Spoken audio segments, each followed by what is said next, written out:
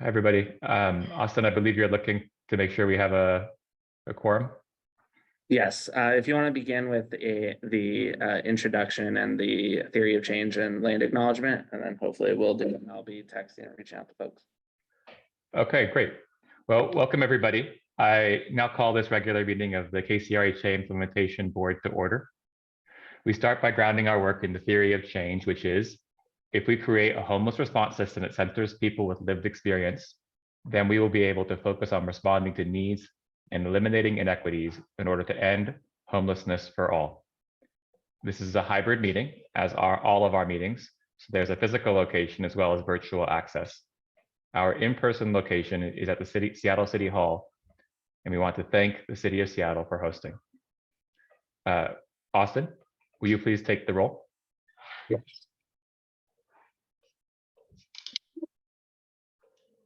Member Anderson. Present. Member Caminos. Here. Member Carvalho. Member Shelmanak. Member Chair Moritz. Here. Member McHenry Jr. Present. Member Patnow. Member Brandon. Member Reddy. Here. Marvin raised his hand. I was like, he's in the audience. Oh, Marvin is here. Say thank you. Good catch. Member Floyd. Present. Member Ross. Present. And Member Futrell. I am here. Thank you. Thanks. Chair, we have quorum with 8. Thank you, Austin. Now on to the land acknowledgement. We acknowledge that King County is located on the unceded traditional land of the Coast Salish peoples. We honor this land and its people, past and present, and we are committed to directing funding and resources to organizations led by and in support of Native and Indigenous people. We also have public comment today. Each member of the public gets 2 minutes. If you are online in Zoom, please raise your hand now, and our clerk Austin will call on you in the order received. If you are in person, please connect with Austin directly to sign up and get your name on the list.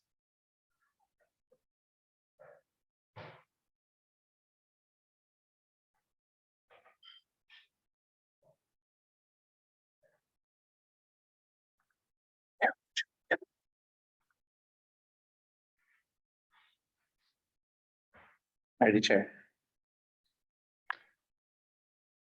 I'd like to move to consent agenda. Yes, thank you. So the consent agenda, one item, which is our minutes from the March 2024 regular meeting. Is there a motion to approve our consent agenda? Chair, Yes, mean, please. I'd like to make a motion to amend our consent agenda, striking our lease vote for lease for this building from our agenda today. My understanding is that there may be other agencies interested in the building as well that are partners of ours, and may be beneficial to give us a little bit more time to work on this. Okay, I thank you. second Sima. that. I And second there's a that. second. Shall we do a voice vote for that, Austin, or do you want to? Yes, any discussion? Is that right? Or is Yeah, there any discussion? discussion? Discussion. Thank you, Nate. And then none, and then we can just do a voice vote, simple yay, nay, or if you want a roll call, it's up to you, Chair. I think a voice vote is fine. So this is on the motion to amend the agenda, or the consent agenda, is that correct? So, The agenda.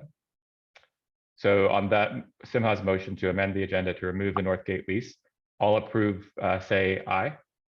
Aye. Aye. Aye. Aye. All approve, say nay. All opposed, say nay.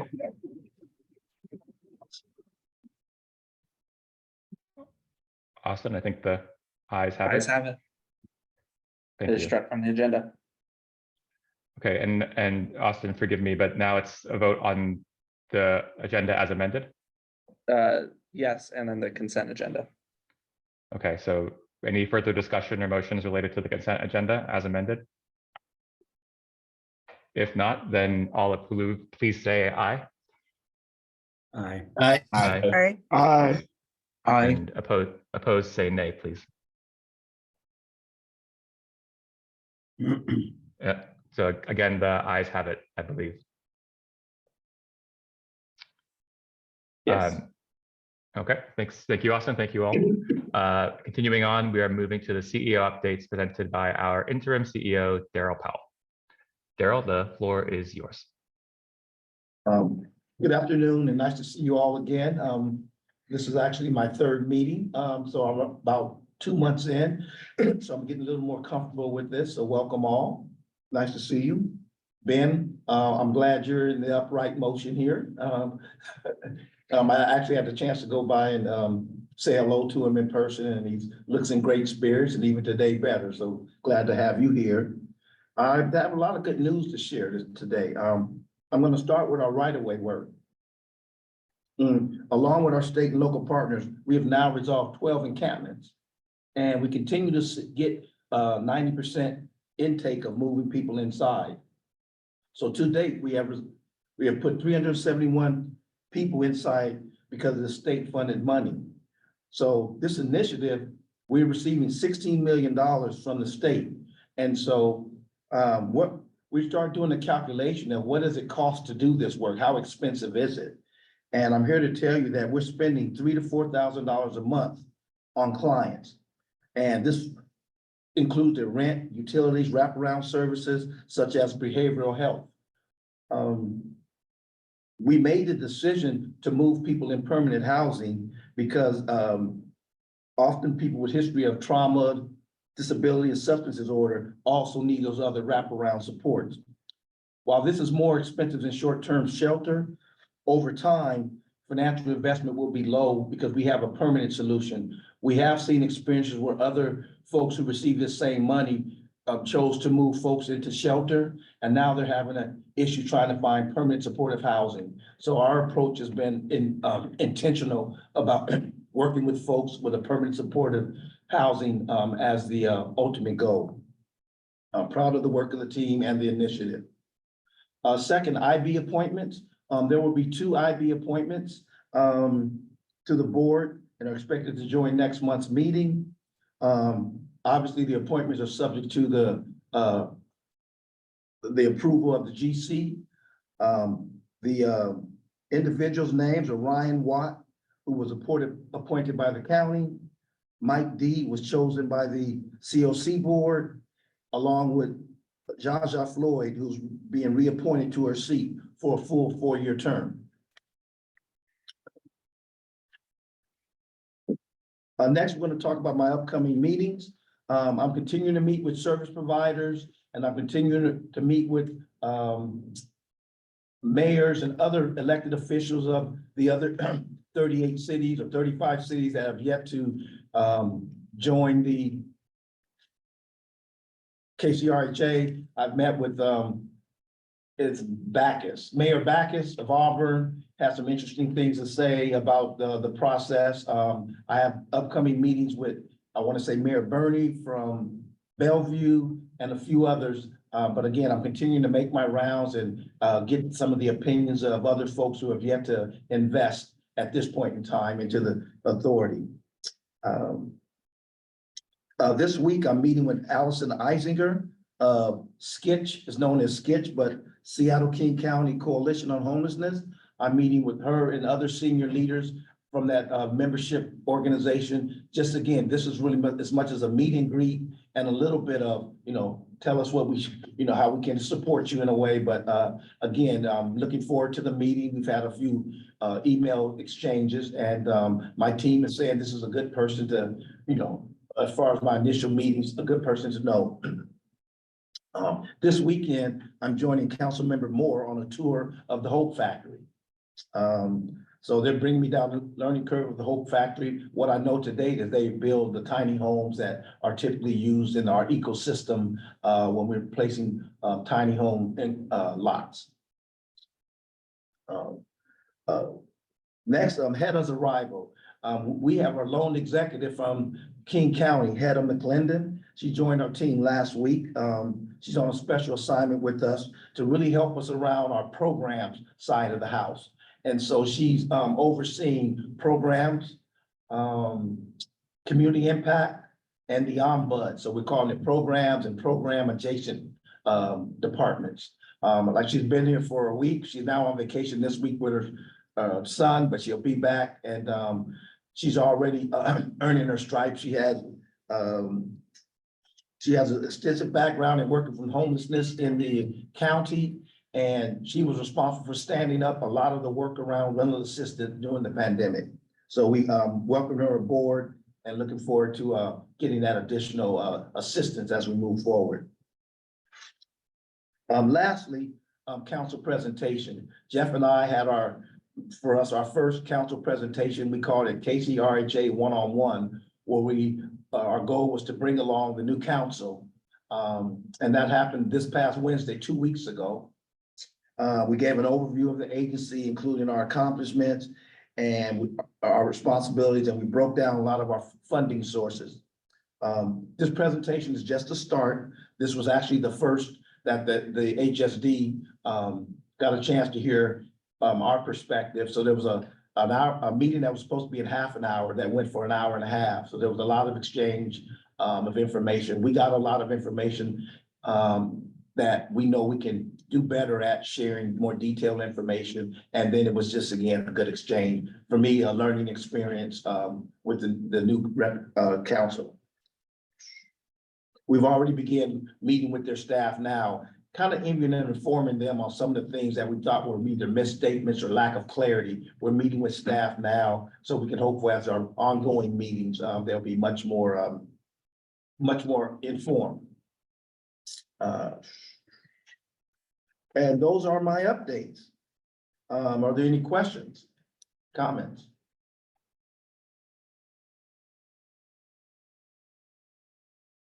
I do have one if I may.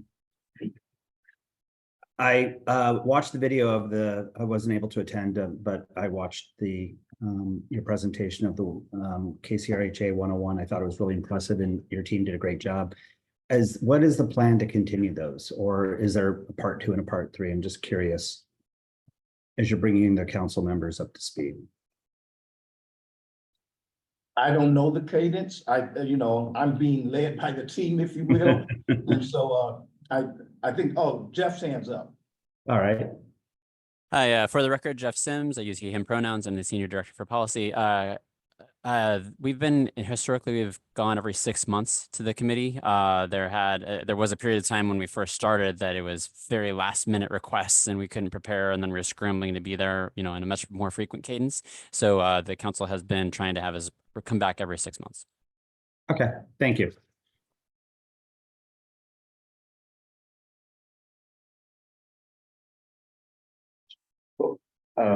Joe, I just want to say thank you for going out and connecting with all of these people, like our decision makers and stakeholders. The one thing on my mind is in talking with providers, the idea of system rebid is going to be on their minds. Do you have any updates for? Dare I say rebid? Before I answer that question, I did miss one of my updates, and this was important. It's fundraising. We're submitting a grant application for the Department of Justice. It's $1 million, but it's to house people exiting the criminal legal system. And from my understanding, the courts have been asking us in this similar vein. So there's an opportunity for us to at least pursue a grant application. So team is preparing that application. It's due within a week, I want to say, but so we have all hands on deck. As we begin to engage our partners for this grant, we're doing that, but there's more discussion underway as we map out the proposal. But again, there's an opportunity for us to, it's $1 million and it's over, I want to say a 48-month period. So it's not a lot of money, but it begins to maybe help 50 to 100 folks in exiting the criminal justice system. And so now the question around rebid, there's been internal conversations about rebid or the term rebid or system planning. And we actually had talked at length about rebid at the HSD briefing. And so internally, we still think that that's, there's some juice to squeeze from that lemon, if you will, by rebidding. What we do know that is the collective effort. We did talk about it, and the team is assuring me that, Daryl, this is a opportunity to engage the agencies. And the agencies now know, because one of the things we're finding out is that, are we doing system planning and rebid? And what's the difference? So, you know, giving them one term in terms of rebid is providing some clarity. Now we begin to having some conversation. As a matter of fact, we've been meeting with Skitch. There's going to be just some general conversation about that. There's a level of angst with providers about what does this mean? Well, we think we're like it's an 18-month process. So we're in the early stage of it. I think we have about 15 months to go. So we're just early, but we want to bring the agencies along. I know the electeds are absolutely wanting to know how we bring them along. The staff will tell me, but everyone's going to be engaged. As obviously, you know, the board here is going to want to know what's going on and how's it going and when are we doing what by when. And but right now we're doing a lot of internal. I think a lot of you know that we're bringing on Salesforce. Salesforce is a tool that we're using to replace Flux, and Flux is our contract management tool. And so for the agencies, large part of them are waiting for it because this Flux is a tool that's it's been clunky and not useful. So internally, we're trying to get our internal technology up to speed that will make this more efficient in the process. Like I said, I've been here 2 months. I know there's been some back and forth about rebid, should we do it or should we not? I think internally the team is saying, we've been around long enough that we think we need to take that step. And so until we're told, you know, no, if someone has the authority to tell us no, we are moving forward. Thank you. Really appreciate that.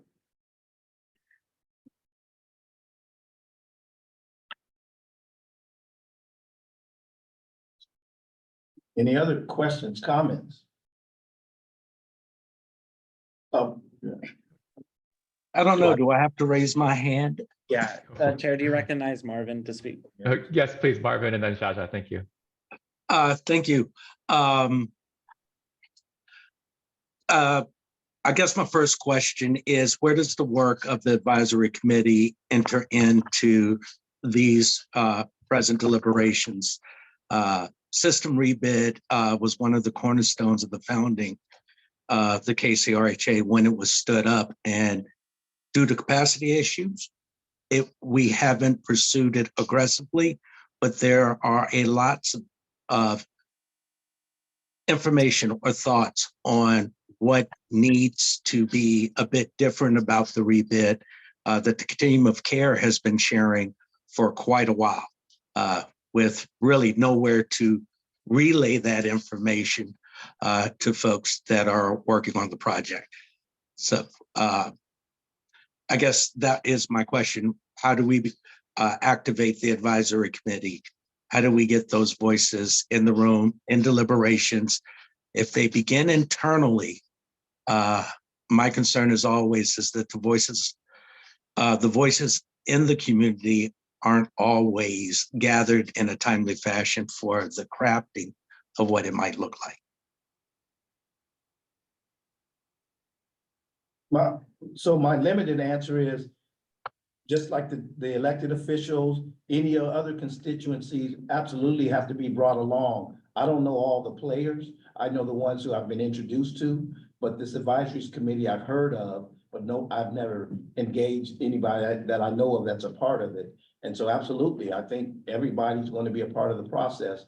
Again, we mentioned it 2 weeks ago. And so the team. Jaja and I are present today, and we sit as co-chairs of the Continuum of Care Board, which acts as the advisory committee to the implementation board and to the governing board.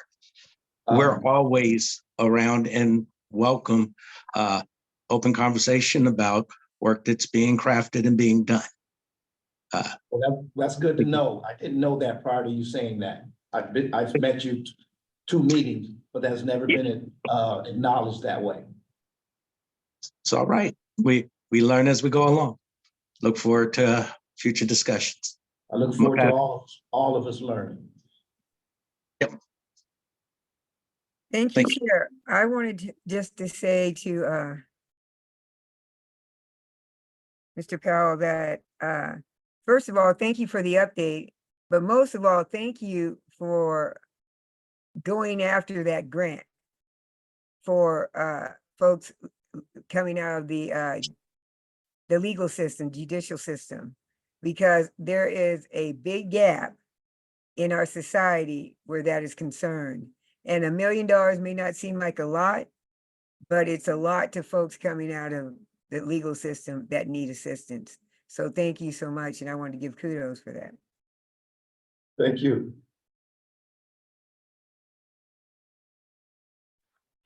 Okay, thank you. Any other questions or comments for Daryl? If not, then I believe the next item on the agenda is public comment.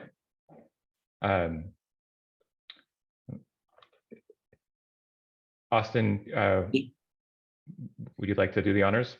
Yes, I'll do the honors. Public comment is now open. Harold, would you like to, are you good to go? I'm good to go. Awesome. We'll start here at City Hall. Yeah,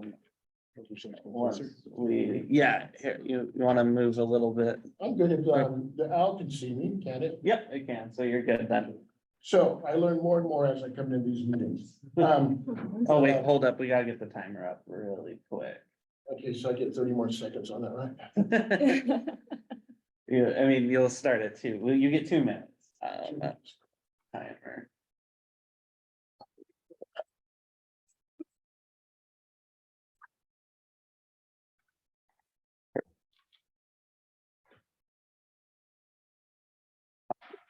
Once you begin, Harold, it's all yours.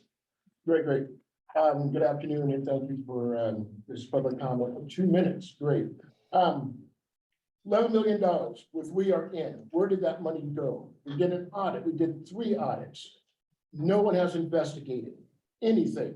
We have people who are starting their own foundations, their own consulting companies, their own otherities, and they have siphoned off money from people who, money that's supposed to go for homeless individuals. You have someone working at KCRJ, Beth, who's still on LinkedIn, has her consulting page up. Is that right? That someone's working for government or a government entity that has a consulting page up? That's one thing. Find out where that $11 million. You just said you had $16 million coming from Roe. System Advocates did 503 housing, more than Roe did in 10 months. You have all this money coming in. When are you going to hire back the system advocates who were wrongfully terminated? Some of us who have healthcare issues, our healthcare is trying to be taken from us. We have people, and I'll name them. Nika, who's went off to be ED at some place, has no experience in that. But when are you going to come back to this? Your founding principle. People who are in the homeless community, working in the homeless community, coming back in. Theory of change. You went away from theory of change, and now you have people with masters, doctorates, who've done nothing but pontificate how defecation comes out of the rear. It is a waste of money. Please come back to the thing that does what you were set up to do. And that is to help homeless people, not help HEDA, not help KCRJ, homeless people who are out on the street dying and suffering. I want outreach to come back to KCRJ. That's what you were stand up to do, not pontificate, not make theories, but stand up homelessness and homeless people. Thank you. Thank you. Next, we move on to Zoom. First up on Zoom is we have Bill Curlin-Hackett. Bill, I've given you permission to unmute. If you want to unmute, test your mic, and then after that test, your 2 minutes will start after you begin talking now. Testing, are you hearing me? I do, Bill. Thank you. Good to see all your faces, and thanks for your continued work. I'm the Reverend Bill Curlin-Hackett. I direct the Interfaith Task Force on Homelessness, but I'm also interim convener of the King County Vehicle Residency Work Group. Notice it is no longer the RHA Vehicle Residency Work Group. In January, we were dismissed from the RHA and haltingly thanked for completing the 2 tasks that we seem to have had vehicle residency in the 5-year plan, creating a goal of having an RV safe lot and safe parking. Of course, neither of these is adequate yet. This decision followed my complaint to the Ombudsman's office that our group was essentially being, for lack of a better term, ghosted Nothing was being taken from our meetings, nor was anything brought to our meetings. Despite this, we have continued as noted independently. We have as members funded providers, regional representation, vehicle residents, staff from cities, and we include in our advising the regional implementation managers of KCRHA. Truth be told, RHA is ill-educated on vehicle residency, and I find its choice to dismiss us troubling. I suspect program staff has not reported any of this to you. For our part, we find it hard to defend RHA when it utterly failed to use the expertise that was available. Nevertheless, even though we were formed by Mark Dones when there were only 3 employees, we continue the vision of that work, as Harold spoke to, the vision. Bottom line, it's not about us, though. It's about how RHA and others will proceed to address pathways to stability for what the PIT count in 2020 revealed as 1/2 of the unsheltered living in vehicles. We remain committed to their well-being and will continue innovating with providers, jurisdictions, and public safety. If you have any questions about any of this, ask me. And CEO Powell, you're welcome to meet directly with us also. Thanks. Next up we have on the list is Ruby Tuesday. Ruby, you have been given permission to speak. If you want to unmute, test your mic. After the test, your 2 minutes will start after that. Okay, testing. Can you hear me? I can, Ruby. Great, thank you. Hi, my name is Ruby Tuesday Romero, and I hold a lived experience seat on the King County Continuum of Care Board. And I also co-chair on the System Performance Committee for the KCRHA. And I just was coming here today to offer CEO Powell a chance to engage with the Continuum of Care Board, who also serves as the advisory committee. We do a lot of work in our work groups, and we are, I think the work we're doing is instrumental to, potential system rebids and everything like that. So I also wanted to offer the opportunity to implementation board members to join our new cross-cutting policy work group that we have stood up, and the scope of work has been approved. We're getting the application up. I just wanted to give you guys a heads up that we would love to have a really good conversation with you guys and be able to open up that line of communication so we can all feel heard and feel better about the work that we're doing, more cohesive on our plan. I also wanted to uplift what both Bill and Harold brought up about the inclusion of the recommendations made by lived experience and these work groups needing to come to fruition and kind of see those things be put into plans. And I just really appreciate the work that you're doing, and thank you for this time today. I yield back. Thank you, Ruby.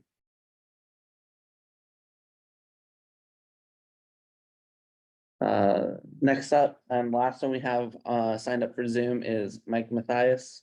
Mike, you've been given permission to speak. If you want to unmute, test your mic, and then your 2 minutes will begin after that.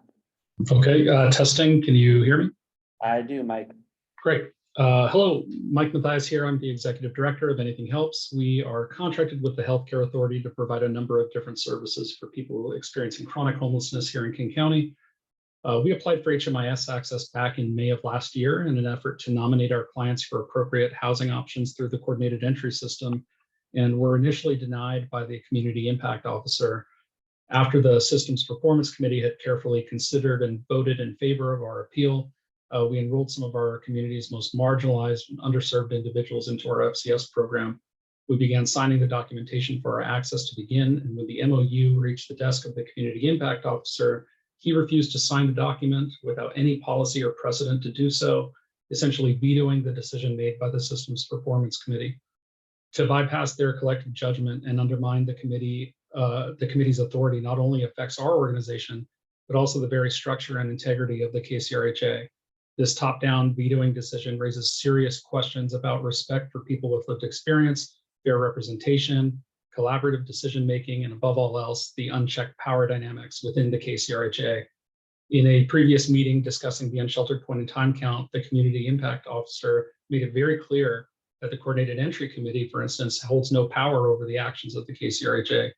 These examples set a precedent that board decisions can be overridden at the KCRHA's discretion. When such precedents are left unchecked, it sends a clear message to the rest of us that lived experience like ours is given no weight when making systemic decisions, leading to tokenization. I speak before you today as someone who respects the collective wisdom of the COC board and the Systems Performance Committee too much to let that slide. As someone with lived experience myself, I am personally offended by the blatant disregard for that board's collective voice. It's an affront to the theory of change, diversity of thought, and the integrity that committee serves to uphold. Thank you. I'll yield the rest of my time. Thank you, Mike.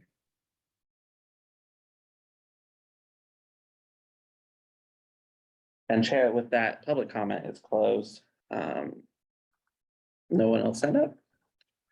Excellent. Well, thank you everybody for the comments that you made. We value them tremendously. Also, always open to hearing from any members of the public through email or other channels. But with that, I think the next and only item on the agenda is a briefing from Jeff on the operational work plan. Jeff, are you ready? I am, Mr. Chair. Thank you.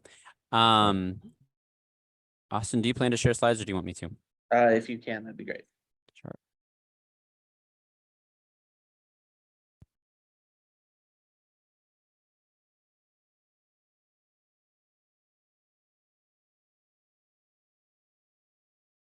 Apologies, I'm used to Teams, not Zoom.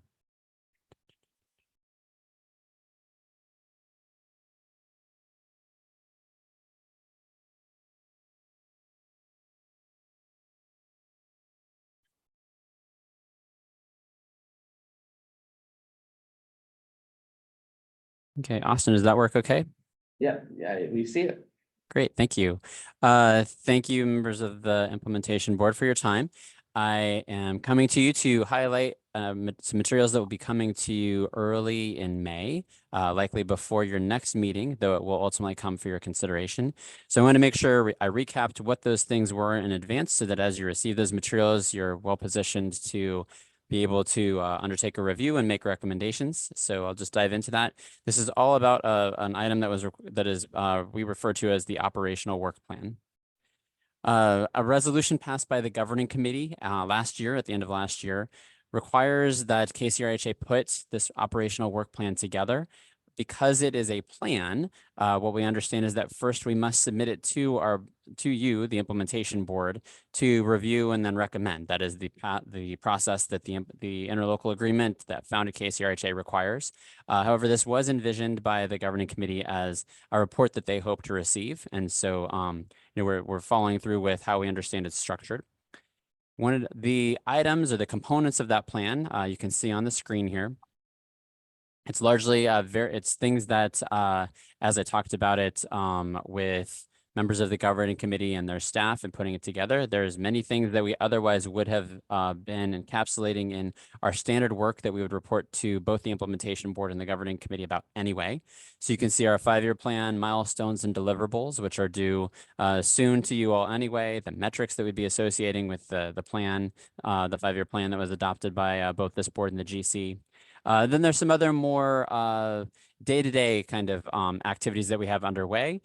So things like, in this case, we didn't have new funding provided to us in 2024 to stand up new contracts or new projects or services, but there are some projects that were funded last year that are not yet open, things like that, making sure that updates on those are provided. Other contracting updates, I know Interim CEO Powell has already reported to you about this, that we did complete all of our contracts at renewal so that there was on-time invoicing for all of our agencies, but providing other updates there. And then you can see the other things that are included as well, like an organizational chart, things like that. So this is the contents of the plan as required by the resolution passed by the governing committee for what they want to receive from KCRHA as a report. And then there is a timeline that's associated with that. You can see that when they pass the resolution, it requires that within 6 months, we provide this to the implementation board. So that would be May 6th. The April 18th meeting is when we plan to, there was a request in the resolution that we provide an unwritten, just a verbal update or status update to the governing committee next week when they meet. So we are on track to do that. It won't be anything formal yet. And then once we have put together all of those items and submitted it to you, and then you've submitted to the GC for their receipt, they are not taking action on it. It is just simply asking for us to report on certain things. There's no action intended at the GC level. We are required to, as KCRHA, to provide quarterly updates after the adoption of that plan. So kind of think of it as a work plan for KCRHA in the same way that an employee might have a work plan for a certain amount of time. So providing quarterly updates on those so that the governing committee is aware of the execution of those things, and things like the standing up of a new safe lot, for example, which today is not done, but obviously would be proceeding over the next couple months. So that's what you all will be receiving. I wanted to make sure that there was awareness of that coming and understanding of why, since this is action that originated in the governing committee. And we wanted to make sure also that just you were prepared and well positioned to be able to undertake a review, since due to just the structure of how our boards work, it is necessary that you as board members allow us then to transmit it to the governing committee. With that, I'll stop, take any questions that you might have.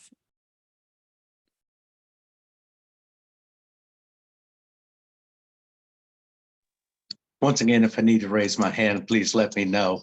Does the work plan also cover? Marvin, yes, let's wait till the chair recognizes you to speak, and I think the chair might, yes. Thank you. Sorry for being slow. Yes, please, Gordon, and then Marvin, if you don't mind. Yeah, thank you. My system cut out a little bit when you were speaking, Jeff. And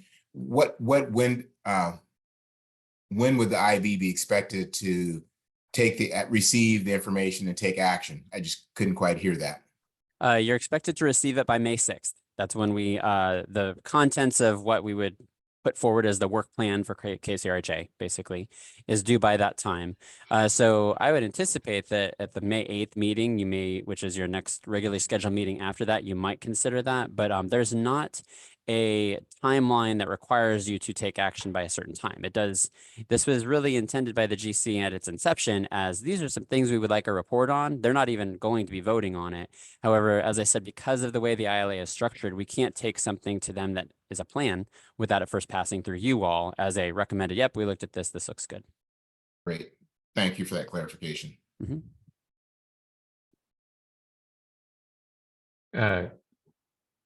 Marvin, did you? Sure, I was just waiting. Will the work plan that's introduced also cover what staffing is ever also needed to carry out the plan as it's been drafted, or is it just a report? It will have so you go back to if you look at the list there's the milestones and the deliverables, which transparently, I'm sorry, I'm not showing my screen anymore. The slide that I had up there listed that as one of the items. In doing that, we have obviously been undertaking internal work to actually plan how we're going to do. There's 77 action items in the 5-year plan. That's not a small number, but we also need to make sure we're planning around those. Many of them align with things that were already underway at KCRHA. For example, CEO Powell talked about doing a rebid. There's many things that are talked about, that would be implemented by doing a rebid. We continually send proposals for funding, which is something the 5-year plan talks about, to that pursuit of like the DOJ grant, like continuing to seek federal funding opportunities. So a lot of things we're already doing. So we'll be able to encapsulate that. We wouldn't go into the level of like on this day, this month, Jeff's doing this, but overall, like this is when we'd expect it to be done. And I think that's what you're asking about, but I don't anticipate that we need 4 FTE for this as much as like, this is the activity, this is the date it'll be done kind of thing. Or maybe just a more general overview. How much larger does contracting departments need to provide services at the level of increase that is suggested by the 5-year plan? I believe there are staffing needs that, if go unmet, will limit the ability to make any work plan feasible. We'll be waiting in the middle. You're right. There's a few things that without additional resources we couldn't do. That's transparent. So the work plan is at least what I like. The degree that I've been engaged with this and what we're envisioning does not go into those details as much. It's more the specific things about the milestones and the deliverable dates, what those deliverables entail, and then the metrics or the overall, which I know that our community impact team has been looking about doing the work to develop here's how we'll have some kind of an implementation dashboard. Okay. Thanks.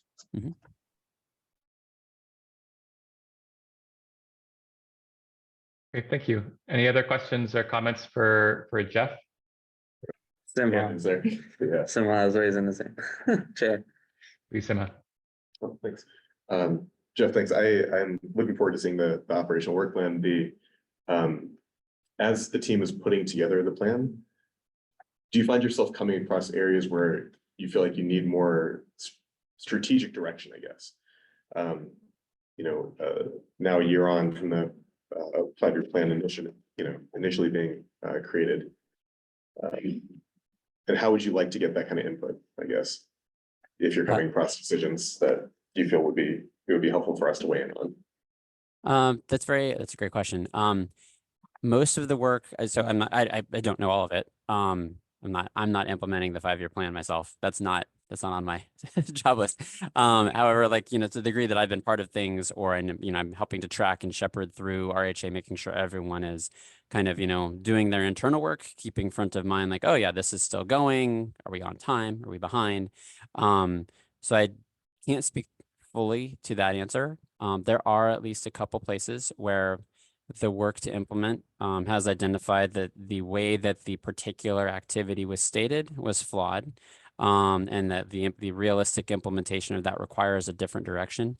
For the most part, they've been, it's more of a linguistic change in the plan, the phrasing, things like that. And so it was presumed that that was acceptable and would just be presented as part of the reporting of, like, I'm sorry, I can't think of the exact wording around the specific one. I can picture it, but it was like, instead, like, 5-year plan stated this, which is not feasible for us to do because of, therefore we propose utilizing, develop instead of create or something. And that is the plan, that, like, that is how we're moving forward with implementation. So there's pieces like that it's not really seeking strategic guidance as much as proposing, this is what we understood you wanted, this is what we can do, kind of a thing. That's helpful. Thanks, Jeff.